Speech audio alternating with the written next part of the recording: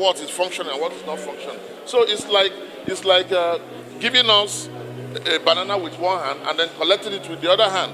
So there is nothing new, nothing has changed. Provided you are in the premises of the State Security Service of Nigeria, nothing has changed. A place where you can say it's not bugged is the Nigerian prison. You can be sure that in the Nigerian prison, nothing is bugged.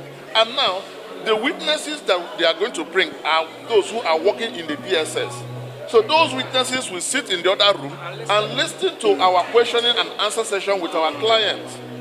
Then at the end of the day, when you now bring the witness to court, they already know what we are going to ask.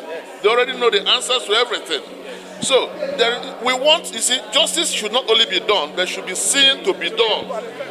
Now, if you take us to the Nigerian prison, we believe that the Nigerian prison does not have special interest in this matter as the DSS